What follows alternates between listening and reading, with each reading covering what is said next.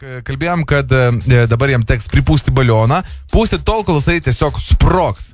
Ir čia turim lentelę. Geriausias kol kas bandymas tai padaryti buvo Justino Jankevičiaus, kuris įgyvendino užduotį vos per 8,7 sekundės.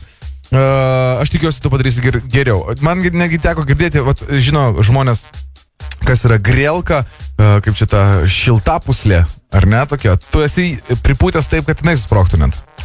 Taip, esu pabandęs vieną, tai pakankamai lengvas dalykas, bent jau man. Aišku, balionas čia yra lengvesnis, čia reikia labai greitai pūst, bet grelka pūst reikia jėgos. Ploja 1000 kiniečių Žydrūnui Savickui už tokią įgyvendintą užduotį. Nu tai ką, tu pasiruošęs? Nu tai darom. Aš sakau 3, 2, 1 ir nuiminėjau laiką, o tu jau daryk taip, kad jisai susprogtų. Palauk biškį 1 sekundę.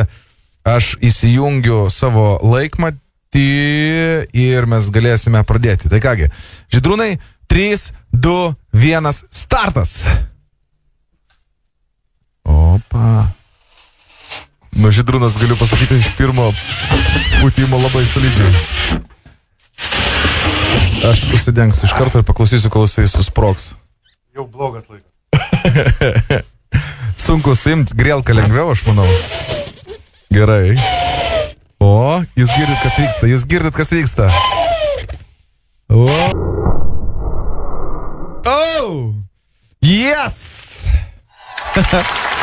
Man visą laiką nueina šiurpas. Žydrūnai, žinai, kaip būna po sporto varžybų. Tai kas nutiko, kad taip lėtai? Galvojau, greičiau pripūstą išslydo, tai paskui nebebuvo įdomu. Pradžioje išslydo, ne? Jisai toksai nepatogus. Ta grelka paėmė už kaklo ir viskas vyksta. Ten rimtas paėmimas. Faktas. Tai galiu parodyti laiką ir supažindinti. Žydrūnas Savickas, stipriausias pasaulio žmogus, įpūtė balioną, kol jis susprogo per 26,96 sekundės.